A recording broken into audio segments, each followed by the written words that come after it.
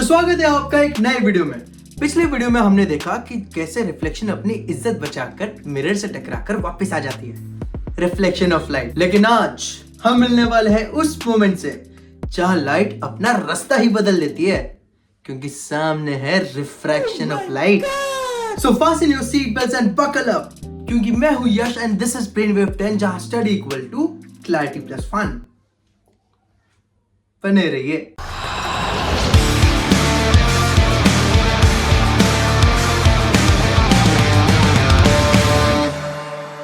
चलो इमेजिन करो तुम स्विमिंग पूल के एज पे खड़े हो और तुम्हें लगता है कि पूल के बॉटम में रखा कॉइन ऊपर दिख रहा है, पर जब हाथ डालते हो तो कॉइन वहां होता ही नहीं। तो क्या हुआ यहाँ?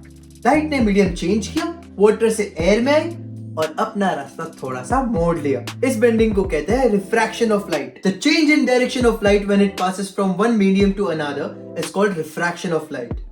सिंपल वर्ड्स में लाइट एक मीडियम से दूसरे में जाते वक्त थोड़ा झुक जाता है, बस यही रिफ्रैक्शन है। Oh my God, bro. आदर में झुक जाता है, आदर में। अब सवाल यह है कि लाइट झुकता ही क्यों है भाई? क्योंकि अलग अलग मीडियम्स में उसकी स्पीड अलग होती है। एयर में फास्ट, वाटर में स्लो, ग्लास में और भी ज्यादा स्लो। मतलब जहां ज्यादा डेंसिटी वहां लाइट की गति कम, और जब स्पीड बदलती है पाथ भी बदलता है। अब थोड़े कीवर्ड्स पे गौर करते हैं। इंसिडेंट रे, लाइट जो मीडियम में एंटर होने से पहले ट्रैवल कर रही होती है। रिफ्रैक्टेड रे, जो मीडियम चेंज करने के बाद निकलती है। नॉर्मल, एक इमेजिनरी लाइन जो सरफेस पे 90 डिग्री बनाती है। Angle of incidence, incident ray और नॉर्मल के बीच का angle. Angle of refraction, refracted रे और नॉर्मल के बीच का एंगल। बस इनको याद रखना जैसे अपने दोस्त के नाम। इंसिडेंट आ रहा है, रिफ्रैक्टेड जा रहा है और नॉर्मल बीच का मीडिएटर है। अब लॉ पढ़ लेते थोड़े। The incident ray, the refracted ray and the normal सब एक ही प्लेन में होते हैं। स्नेल्स भाई ने क्या बोल के रखा हमको? Sin of I upon sin of R is equal to constant that is equals to n of 2 1। बताता हूँ।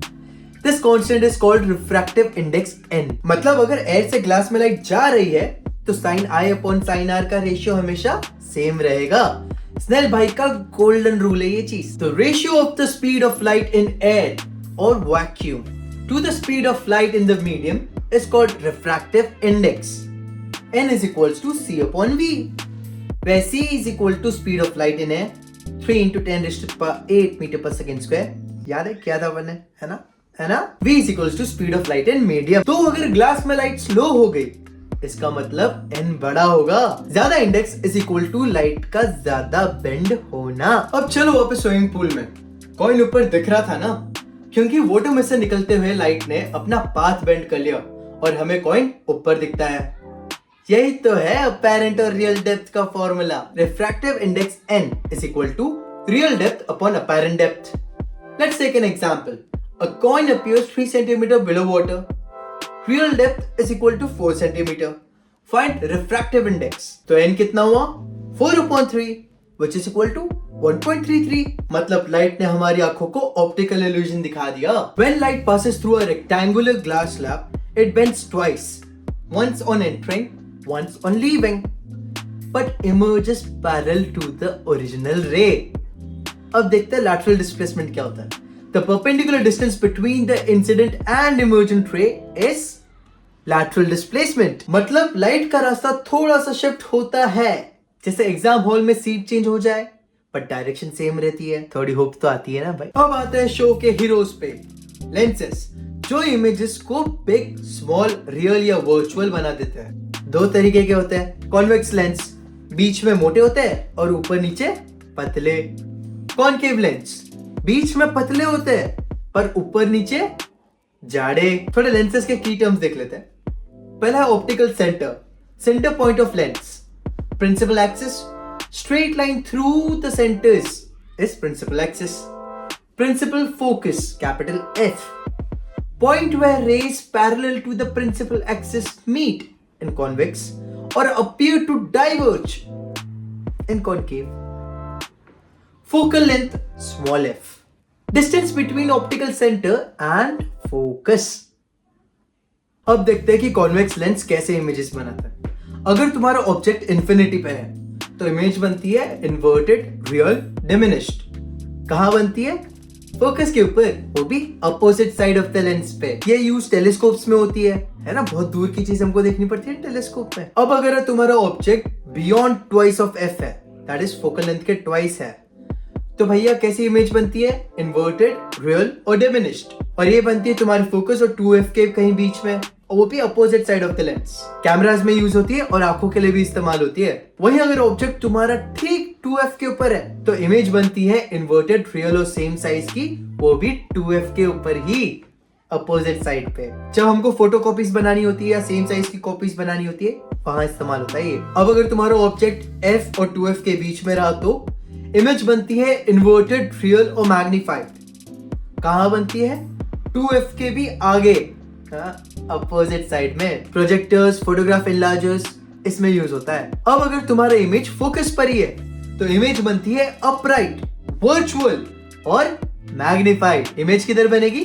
इन्फिनिटी पे और same side of the lens पे। सेट्स और स्टेज के ऊपर स्पॉटलाइट्स देखते हो ना तुम लोग, हाँ, यही यूज होता है। अब अगर तुम्हारा ऑब्जेक्ट फोकस और ऑप्टिकल सेंटर के बीच में रहेगा तो इमेज बनती है अपराइट, वर्चुअल और मैग्नीफाइड। ऑब्जेक्ट के पीछे बनती है, same side of the lens बनती है। Example, magnifying glass. अब जैसे हमारे पास चिल टाइप ऑफ मिरर था, कॉन्वेक्स मिरर, वैसे ही हमारे पास है chill type of lens, concave lens. अगर ऑब्जेक्ट इन्फिनिटी पे हो तो इमेज बनती है उसके फोकस के ऊपर, virtual, erect and highly diminished. वहीं अगर ऑब्जेक्ट तुम्हारा इन्फिनिटी और ऑप्टिकल सेंटर के बीच में कहीं पे रहे तो इमेज भी तुम्हारी फोकस और ऑप्टिक सेंटर के बीच में ही बनती है, virtual, erect and diminished.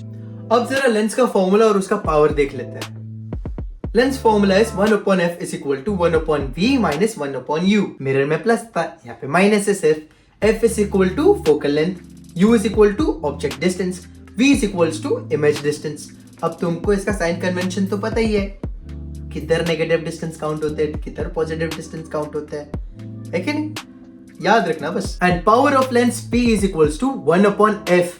f should be in meters और इसका ऐसा यूनिट है 1 diopter, that is equal to 1/meters। Simple सा रूल याद रखो, कॉन्वेक्स का पावर पॉजिटिव और कॉनकेव का नेगेटिव। जैसा एक मोटिवेट करता है और दूसरा डिमोटिवेट। चलो अब थोड़े न्यूमेरिकल सॉल्व कर लेते हैं। Light travels from air into water at 30 degrees. If angle of refraction is 22 degree, find refractive index. Formula तो पता है ना, n is equals to sin of I upon sin of R। Values डालो, सटासट solve करो। n will be equal to sin of 30 upon sin of 22, which is equal to 0.5 upon 0.374, which is equal to 1.33। Sine table use करो, नहीं तो कुछ कुछ sign की values को याद करके रखो, बहुत काम में आएगी। Question number 2, a ray of light passes from glass, refractive index 1.5 to air, refractive index 1। If angle of incidence is equals to 45 degree, find angle of refraction। Formula हमको पता है, n21 is equal to sin of I upon sin of R। थोड़ा अल्टी पल्टी करके लिखो अच्छे से तो क्या बनता है, sin of R is equals to sin of I upon n21। n21 क्या होता है, n2 upon n1, बट ये तो डिनोमिनेटर में है तो ये ऊपर चढ़ के क्या हो जाएगा, n1 upon n2 into sin of I। Values डालो, this is equal to 1.5 upon 1.0 into 0.707, which is equal to 1.061 पर एक मिनट। साइन की वैल्यू कभी 1 से ज्यादा होती है क्या? Since sin of R is greater than 1, no refraction occurs, total internal reflection। मतलब लाइट ने बोला मैं चली। Question number 3, an object is placed 30 centimeter in front of a convex lens of focal length 15 centimeter, find image distance and magnification। चलो करते हैं। Formula याद है हमको, 1/f is equal to 1/v minus 1/u। Sign conventions भी याद है। Values डाल के सॉल्व करना शुरू करो तो तुमको पता चलता है 1/v is equals to 1/15 minus 1/30 which is equal to 1/30, तो v आ जाता है 30 सेंटीमीटर। सांस फंस गई भाई। मैग्निफिकेशन सॉल्व करते हैं। m is equals to v upon u which is equal to 30 upon minus 30 which is equal to -1। -1 मतलब इन्वर्टेड। इसका मतलब भैया एक तो इमेज रियल है, ऊपर से इन्वर्टेड है। कौन से साइड में होगी? इस साइड में होगी ना। और डिस्टेंस भी इसका सेम ही आ रहा है। तो भैया ये तो 2f पे थी image. Image formed is real inverted and same size as object. देखा भाई, लेंस भी मिरर की तरह ही बिहेव करता है बट विद अ बेंड। चलो अब एक क्विक रिकैप कर लेते हैं। Refraction is equal to bending of light. उसका reason change in speed. Laws में हमने देखा स्नेल्स लॉ को, n is equal to sin of I upon sin of r which is equal to c upon v. Apparent depth is equal to real upon apparent. Glass lab वाले में lateral displacement को देखा, lens का formula किया 1 upon f is equals to 1 upon v minus 1 upon u. Power को हमने देखा 1 upon f dioptre में। कॉन्वेक्स बोले तो पॉजिटिव होता है पावर, कॉनकेव बोले तो नेगेटिव होता है पावर। तो दोस्तों ये था रिफ्रैक्शन पूरी क्लैरिटी के साथ। तो अगर अब तुम्हें लाइट बेंड नहीं बल्कि समझ में क्लियर आती हो तो जाके कमेंट करो यस सर ओपी। और हाँ, अगर वीडियो पसंद आया हो तो लाइक करो, शेयर करो अपने फिजिक्स वाले दोस्तों के साथ और सब्सक्राइब करके घंटी बजाओ, क्योंकि यहाँ पढ़ाई होती है मस्त क्लैरिटी के साथ, फुल मजे में। मैं हूँ यश और ये था B10, नॉलेज का शॉर्टकट और एग्जाम का फुल स्कोप। हasta la vista। मस्त चॉकलेट है भाई।